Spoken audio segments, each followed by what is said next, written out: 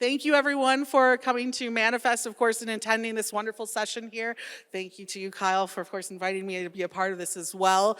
We're going to, actually, anyone who's at the last session, this is, I think, a perfect transition into this session in particular. We'll go over supply chain resilience, but, of course, what to look for in the data and technology providers that are helping you with those strategies. I want to start off by having our panel introduce themselves. Let's start with me first, though, right? My name is Grace Sharkey. I should have probably led with that. I work at FreightWaves. I write, produce content as well, work closely with wonderful tech vendors like we have here on stage. But Kyle, do you want to introduce yourself, and we'll go right down the line? Yeah, thanks, Grace. Kyle Henderson, the CEO of Vizion, one of the two co-founders. Thank you all for attending our wonderful event today. Very much appreciate it. I've been in the supply chain logistics space for about 10 years now, focused on the analytics, data, all things mapping, geospatial, and it's been a pleasure to share the stage all day with several folks, and especially with my two friends here, Robert and Jan. Robert, you're next. Very good. So first of all, thank you all for being with us, sticking it out. My name is Robert Kirk. I'm with Bradstreet. I'm the head of analytics for our global product team, working with a great partner with Vizion. Looking forward to working with Jan a bit more. And obviously, Grace, we've done some business in the past. So looking to be a great data partner for these partners. So Jan? Hi, my name is Jan Hoelterling. I know that we're the last panel that stands between you and the beers and the party, so we're going to try to make it interesting. My role at Descartes is that I lead the product management for the freight forwarder and customs broker solutions, as well as our third-party logistics warehouse solutions. And I'm very honored to be here in this panel with my colleagues. Perfect. Let's start off with the main topic, and I think that's clearly supply chain resilience. I think that can be defined in a number of ways, especially depending over the last, 4 years, what year you're sitting in particular. Kyle, let's start with you. For you, how would you define supply chain resilience, and how has it changed for you in your work over the last couple of years? Maybe as simple as making it tomorrow and hopefully better tomorrow. Yeah. But supply chain resilience, in my mind, has, one, transitioned from no one was talking about it. Everyone was more focused on kind of optimization to the nth margin type of a supply chain design, network, logistics selection. But as the world's become more uncertain, we all have demanded more resilience. And so supply chain resilience for me is very much defined around being data-driven and agile and leveraging information to be able to make better decisions today that will put you in a better spot for tomorrow. I like that, especially just how quickly things, I think, have been changing in different, and we'll get into this, the different factors that you have to consider in the resiliency of your own business, depending on the industry, et cetera. Rob, for you, what's that mean to you, and even the customers at D&B as well? Absolutely. So thanks, Grace. So Kyle sits there so he can take the easy part of the answer and then give us all the leftovers. So I want to acknowledge that first. And that's what a CEO gets to do and a co-founder. But in reality, resiliency is about the adaptability. It's the ability to recover from any kind of disruption that can come from any unknown perspective. So it's about being sustainable and adaptable so that you can continue to operate and deliver and succeed in the marketplace. And that it matters for everybody in the supply chain. It could be the carriers, it could be the manufacturers, it could be the customers. But we have to be able to adapt to change and recover from disruption, regardless if it's man-made or naturally impacting us from acts of God. Jan. Maybe I could come at the question from a slightly different angle and say, what is it not? Yeah. For me, supply chain resilience is not just-in-case inventory. A lot of companies during COVID just went to, hey, let's just ship more, ship it sooner. That's not really a strategy. That kills profit margins. A lot of times that still doesn't get around a lot of the problems we see today, whether it's Houthi rebels or the Panama Canal or other issues that can add so much time to the supply chain that even with a much increased lead time, you're still not accomplishing what you need to do. Also, if you think that, hey, I have one supplier in Asia, I'm just going to pick another in Asia, in a way, you've put too many eggs in one basket. That's, again, not really a strategy. So to Robert's point, to envision all the different points where things can go wrong, and then developing the options to be prepared for those and truly have an alternative, that to me really is the bottom line of supply chain resilience.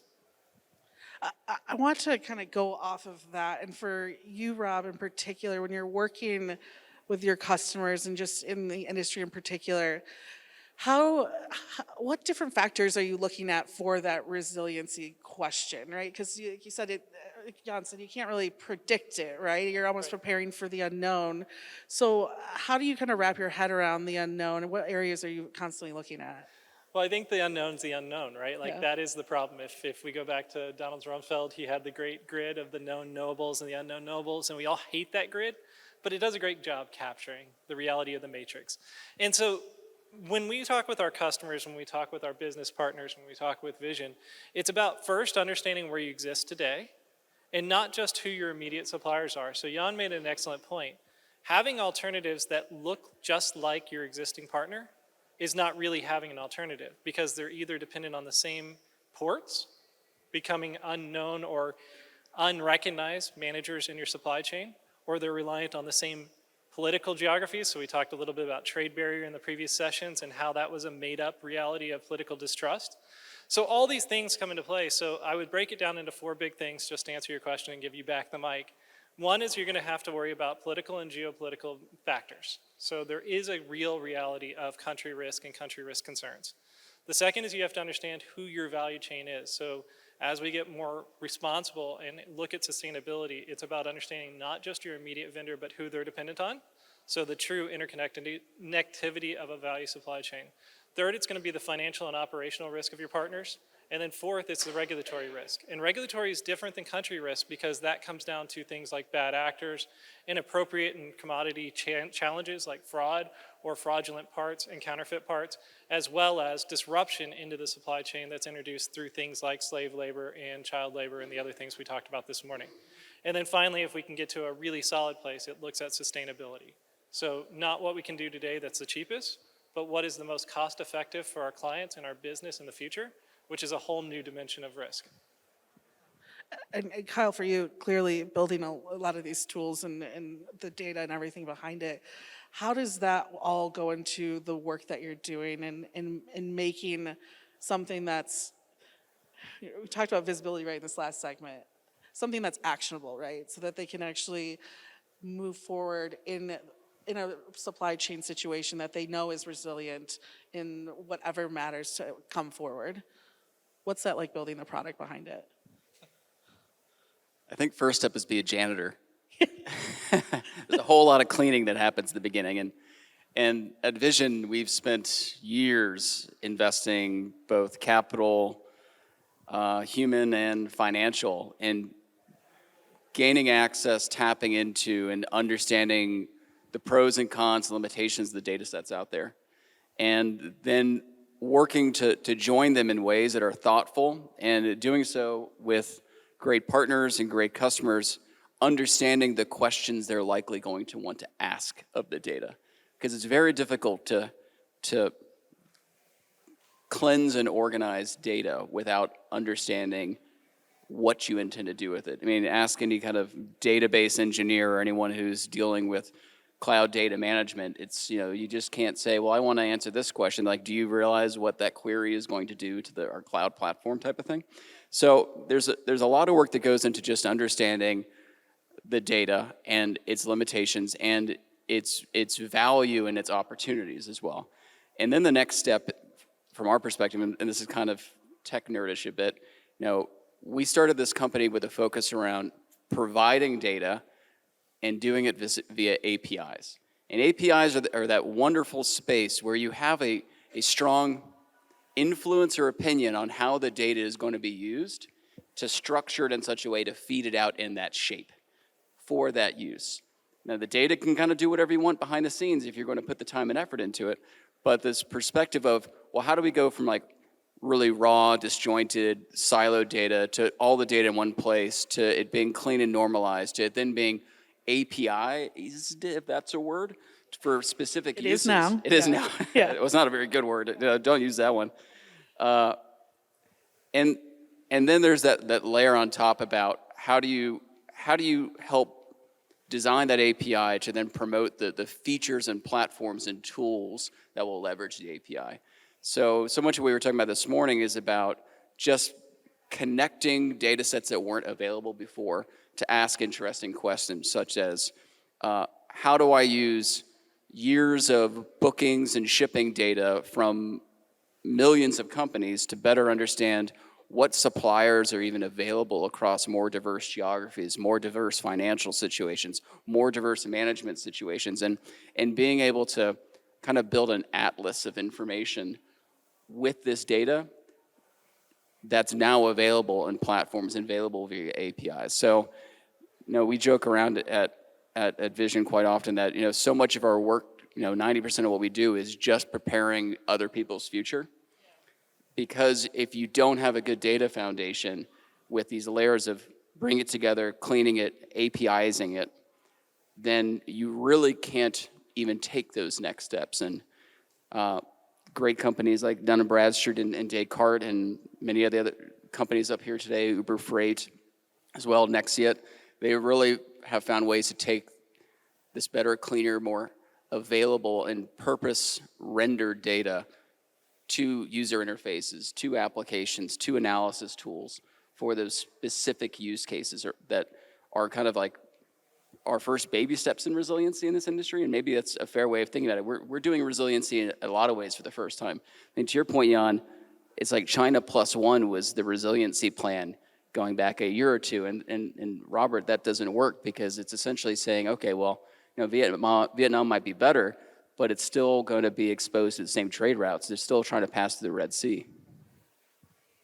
Let alone, we have election seasons coming up, how that will change things as well. It's, again, an unknown, and I think I love that this conversation gets to the main point, which is that data strategy behind it, too. And I'd love for you to kind of elaborate off of what Kyle is saying in regards to how you're structuring tools and the data as well in order to allow customers and players to actually understand truly where their supply chain is sitting today and what it could look like tomorrow.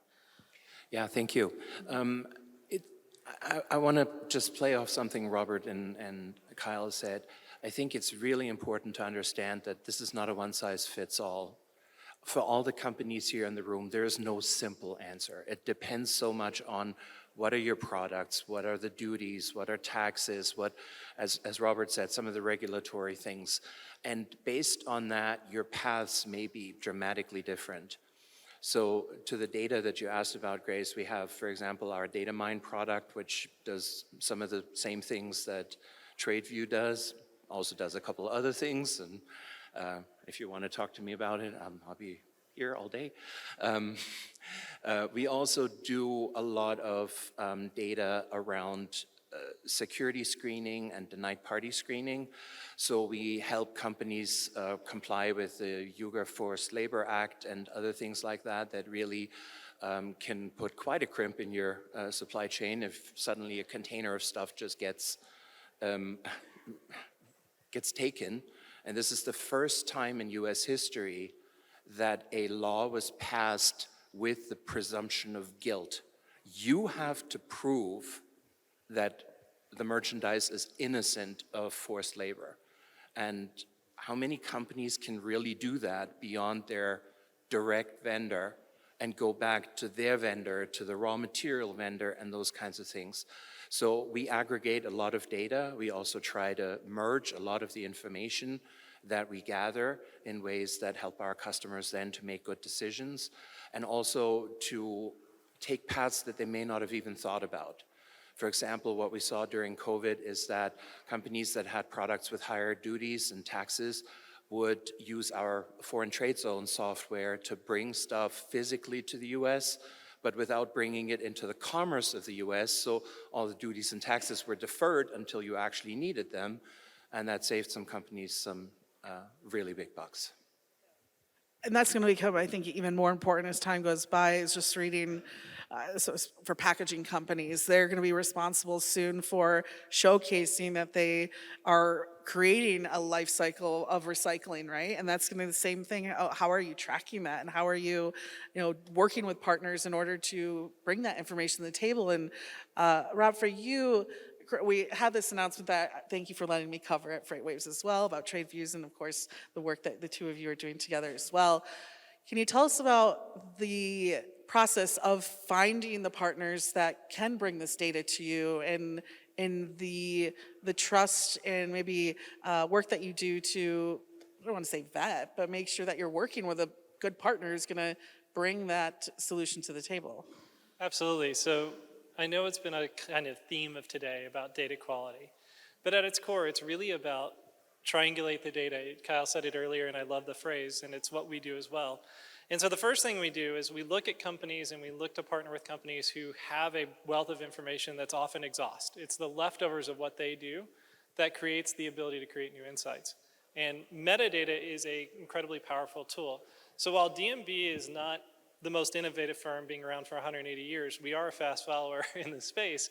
And what we've found is that there is a tremendous amount of information. So we've been able to create our DMB shipping insights, which formulates and fabricates information from multiple carriers and providers to create a framework. And that framework then serves as a baseline for additional insights.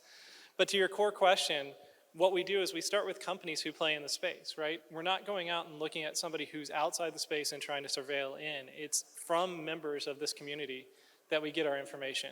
And who better to have the information than those that are actually shipping the goods or involved in the shipments of the goods or providing platforms that are the foundation for it. I mean, it would be almost irrelevant to think of any of those as having unreliable data because they're using it to run their business. So that's the first and foremost. And then the second is the triangulation effect. By having more than one data source, it actually allows us to be confident in the quality and be confident in our ability to do things like remove infeasible or impossible events, to separate out the claims from the reality.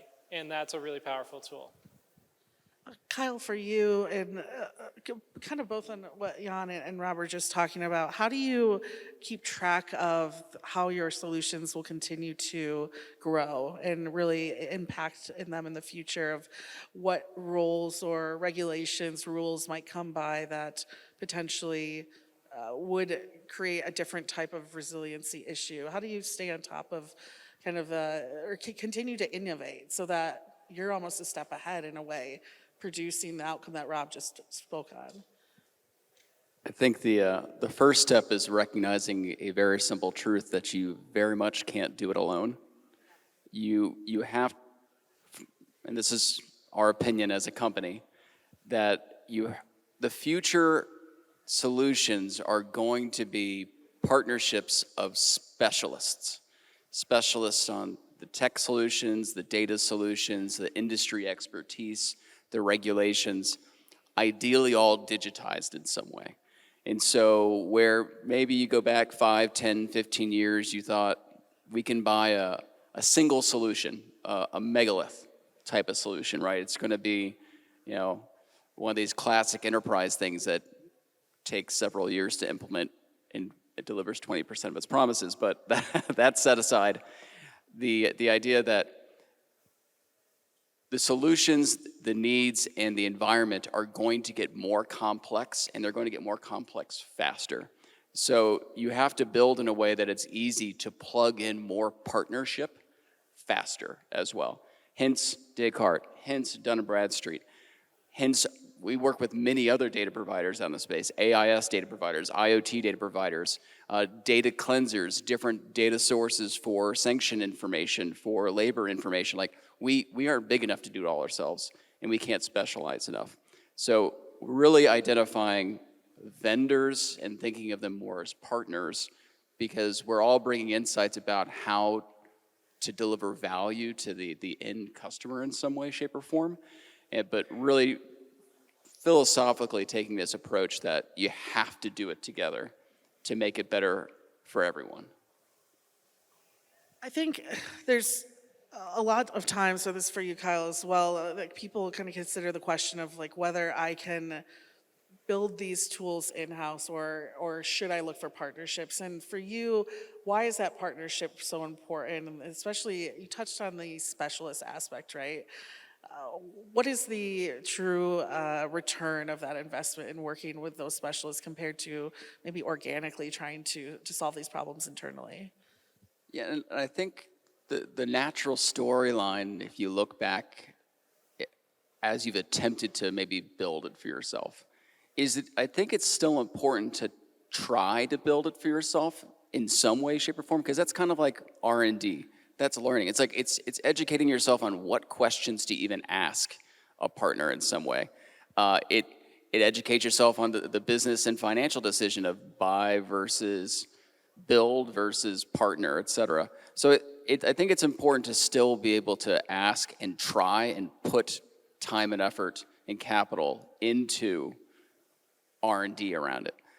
But I think the reality of it is it's really just helping you provide your, I don't mean platform in a software sense, but a better foundation for then standing on it with your partners you select. It allows you to be smarter in actually finding the right partners and vendors as well.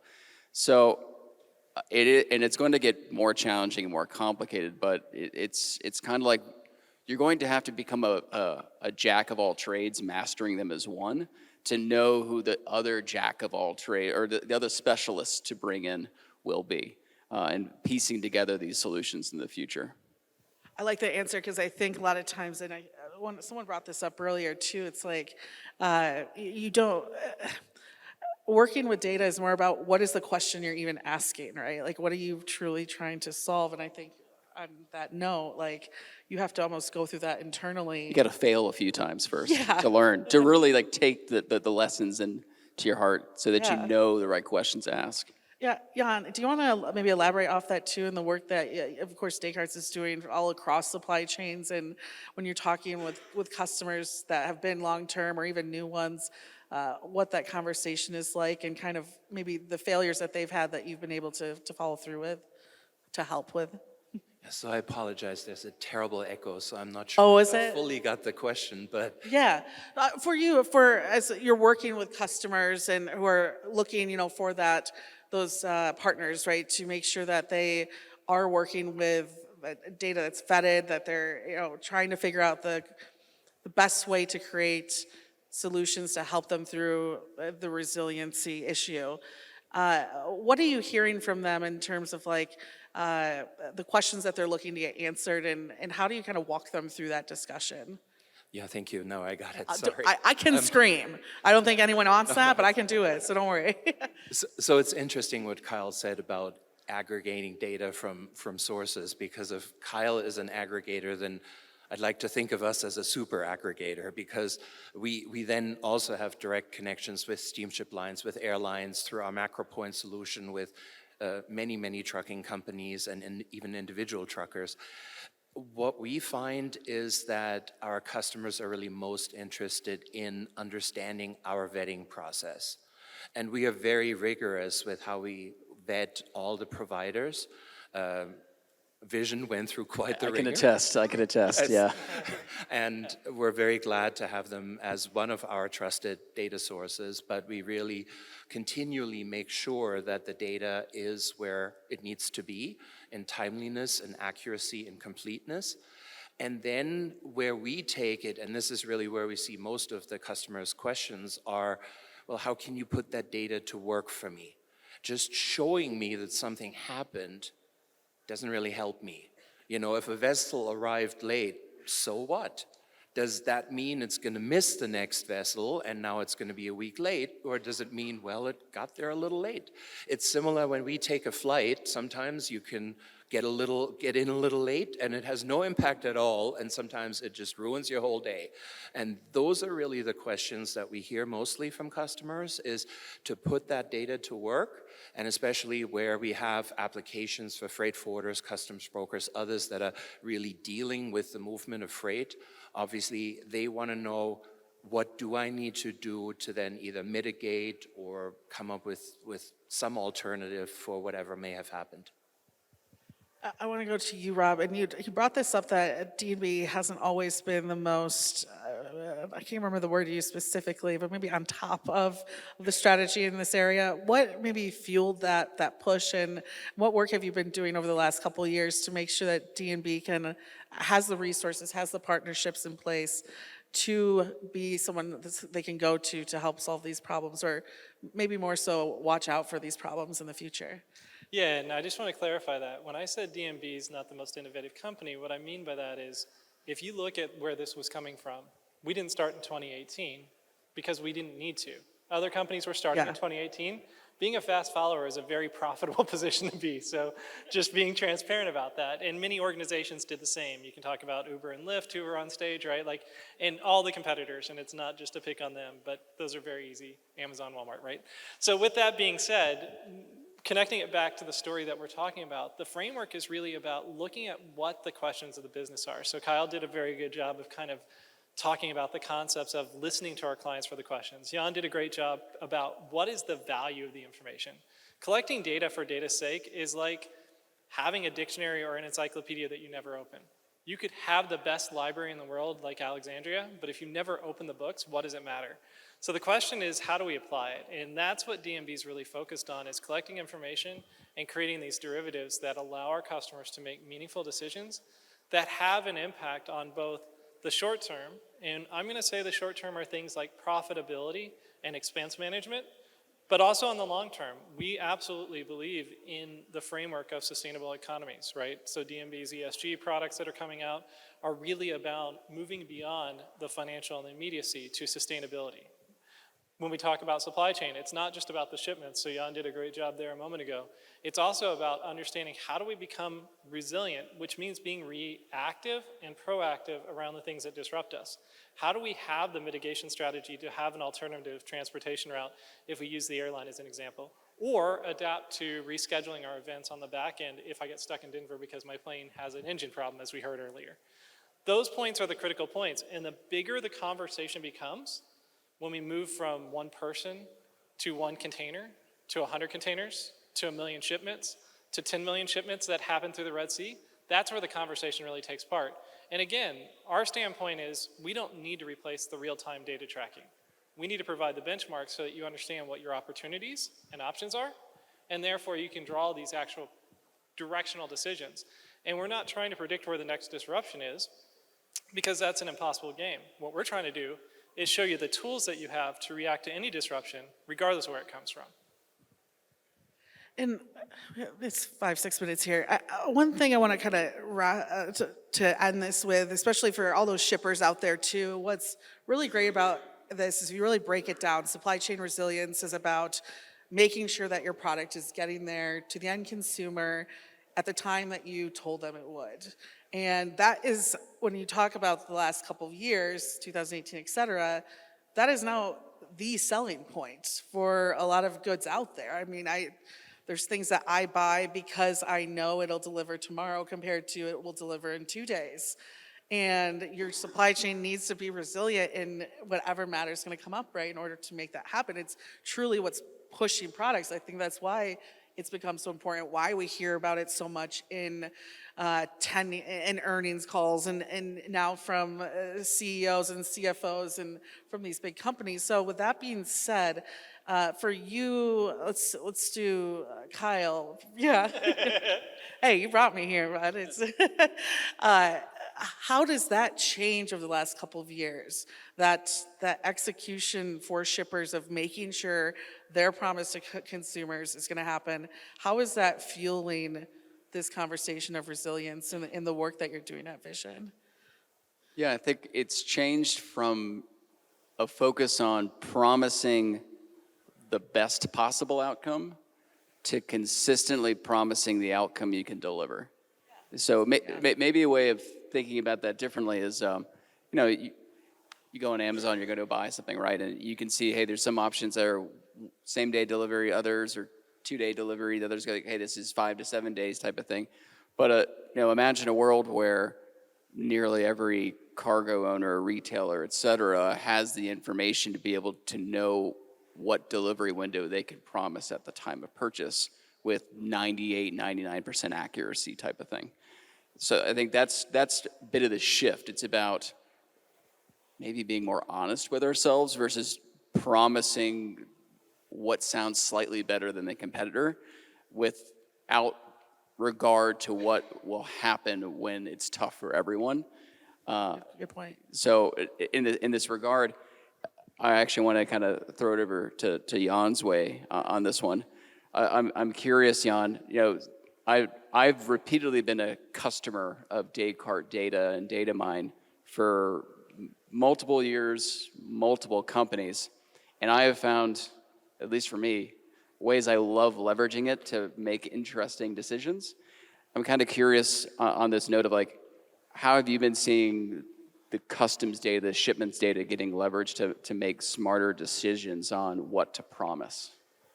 Yeah, thank you, Kyle. And that is sort of my dream, because I think that companies have done an excellent job optimizing the supply chain where they have control over it. But in reality, there's so many aspects of it that people don't have control over it. And so in my ideal future, we have supply chain collaboration where data flows seamlessly between all of the parties that are involved. And the visibility that you provide is available to pretty much everybody. And when I have a shipment as a vendor, I can see from Vizion, hey, this port is continually 3 days late. Hey, this carrier has only a 50% on-time performance. I can combine all of that data together with industry data, such as what we have in Data Mine, to really have a picture of information that allows me to make decisions that I've never been able to do before. But I think we're still a ways away before all of that data really comes together to that point. But I think that PO collaboration between all these disparate companies and partners and logistics companies down to the smallest single truck driver that hauls your container out of a port, that is sort of my utopia, and I hope to see that before I ride off into the sunset. Rob, anything you want to add to that too? Well, I think, there's not much to add to that vision other than to say, I think it's closer than we think as long as we can get to the collaboration piece. You made it a very strong point. It's a specialization. Everybody's got a slightly different view, as you said, Jan. The personalization of this comes together as we start bringing the data into a unified place. It doesn't necessarily have to be on single standard, although that would be beautiful, but it does have to be in a place that we have the belief that the transparency is beneficial for everybody. That's the big journey, and that's the hope that I see with Vizion on the foundation piece, right? The whole concept of transparency and visibility and sharing of data is actually the front door to this whole utopian vision, if you will. I love this, and thank you for this panel, because I think we talk about specialists, partnerships, contributors in this space, not just contributing the data, but how to actionably move forward from it. That's the biggest question I get when it comes to visibility providers is what happens next, and I think this showcases some really great opportunities right here. So thank you, all three of you, for being here today, and for our audience as well. Thank you so much for coming and wrapping our day with us too. Thank you. Thank you. Thank